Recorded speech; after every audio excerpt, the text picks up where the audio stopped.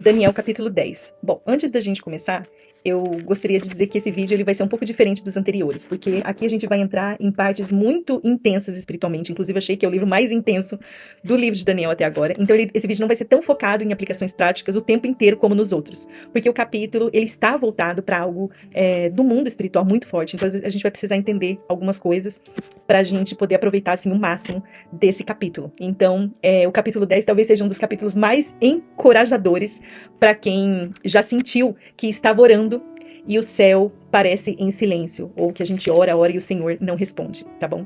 Bom, então aqui logo no versículo 1, nós vamos começar, né? Daniel começa aqui falando sobre uma grande guerra. Ele recebe então uma revelação sobre algo, um conflito muito grande, e aqui é importante a gente entender, porque isso vai conectar diretamente com os próximos capítulos. Então ele vai estar ligado com alguns conflitos futuros, mas também está ligados a impérios, a guerras profetizadas, e aos acontecimentos que vão ser detalhados depois. Mas aqui em Daniel 10 também nos mostra algo interessante, que por trás dos conflitos da terra existe uma dimensão espiritual invisível, que às vezes a gente não tem essa compreensão. Isso não significa que nós vamos sair vendo coisas malignas em todas as coisas e lugares, mas significa entender que a palavra mostra que existe uma realidade espiritual além do que fisicamente enxergamos.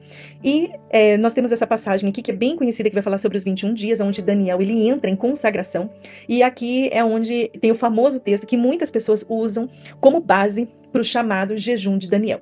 Mas perceba que ele não ficou sem comer totalmente, não foi algo total. O texto, na verdade, original, ele até nos mostra que ele abriu mão de comidas agradáveis, coisas refinadas, carne, vinho, mas, ou seja, era uma abstinência parcial e não total. Então, era como se Daniel dissesse que durante esse tempo o foco dele não ia ser o conforto, mas buscar entendimento diante do Senhor. E isso mostra que Daniel, eu acredito que aqui ele já estava idoso, mas ele não estava tentando impressionar a Deus. Ele estava sensível, continuava buscando ao Senhor e se colocando diante de Deus. E, sinceramente, quantas vezes a gente quer respostas rápidas, mas nós não queremos parar para buscar o Senhor profundamente? A gente vê algo aqui interessante, que ele não usou o óleo, não porque o óleo fosse pecado, mas a Bíblia fala que Daniel ele não se ungiu com esse óleo, e isso tem um significado, na verdade, cultural, porque naquela época o óleo ele era usado para cuidado pessoal. Era também usado para outras coisas, para refresco, celebração, mas Daniel ele decide parar por um período com o uso do óleo como um sinal de quebrantamento. Isso também significava humildade para ele poder estar se focando espiritualmente no seu tempo de consagração, não porque o óleo era algo que era considerado pecado, mas porque externamente ele demonstrava algo que estava acontecendo internamente. E aí ele tem então essa visão, né, de um homem glorioso no 24º dia, onde acontece essa visão, ele vê então essa figura sobrenatural, e o capítulo aqui fica super impressionante, porque a descrita, né, a descrição, na verdade, dos detalhes ali do que ele viu, daquela revelação, daquela visão, eram olhos como fogo, voz poderosa, roupas brilhantes, ou seja, uma aparência assim gloriosa. E muitas pessoas percebem que isso parece muito com o livro de Apocalipse, no capítulo 1, quando João ele vê Jesus glorificado. Algumas pessoas estudiosas acreditam que Daniel viu uma manifestação gloriosa parecida com Cristo, e outras entendem que era um anjo extremamente glorioso.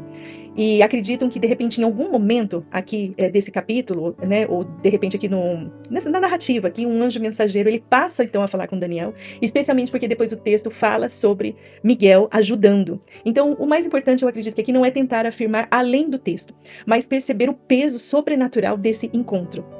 Fala aqui da voz como uma multidão.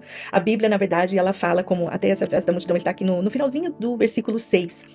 A Bíblia fala que a voz era como esse som de multidão, e a ideia, na verdade, é mostrar assim, uma autoridade, um poder, algo totalmente sobrenatural, além, né, das coisas que são naturais para nós. Então, Daniel, ele realmente está diante de algo celestial.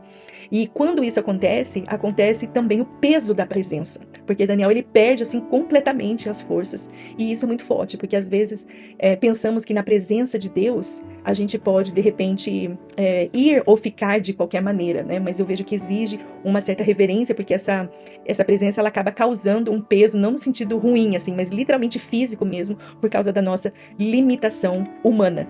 Então a gente não pode pensar que a presença de Deus é algo simples ou algo leve, né? Então a gente vê ao longo da Bíblia que encontros profundos, na verdade, com a glória de Deus, faziam as pessoas tremer, cair, perder a força e se sentir, muitas vezes até pequenas, por causa da nossa limitação diante de algo sobrenatural.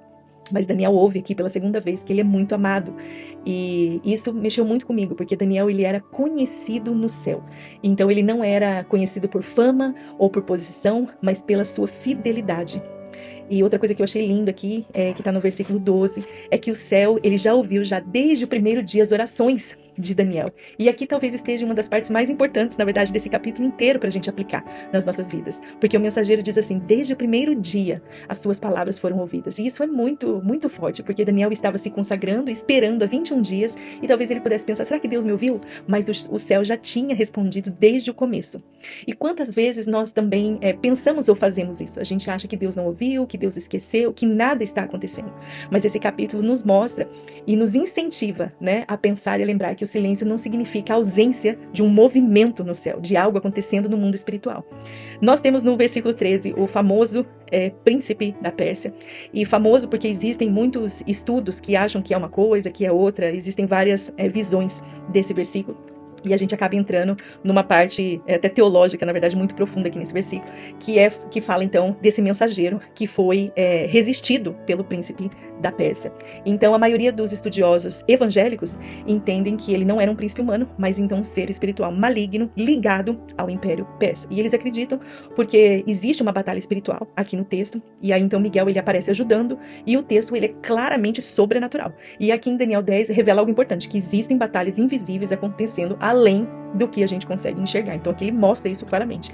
Então Miguel aparece. Ele surge, né, como um anjo ligado à guerra espiritual, mas também à proteção em defesa do povo de Deus. E isso mostra que o céu, na verdade, não está parado, está numa ação ali contínua, mas também nos mostra que o futuro já é conhecido pelo Senhor. Porque o mensageiro, ele começa a mostrar guerras futuras, reinos, conflitos, tudo, na verdade, que vai vir nos próximos capítulos. Enquanto os homens, e às vezes nós também vivemos assustadas com o futuro, Deus, ele já veio e já conhece a história completa. Enfim, esse capítulo, na verdade, vai nos lembrar que nem toda demora significa silêncio de Deus. Às vezes, existe uma batalha acontecendo além do que os nossos olhos conseguem enxergar. Mas isso também nos leva a refletir se às vezes a gente pensa que nós estamos orando ou oramos alguma coisa no nosso passado, que às vezes a gente tem a impressão de que Deus não nos ouviu ou não está nos ouvindo. Então, que a partir de hoje nós possamos ter essa certeza que desde o primeiro dia, Deus nos ouviu.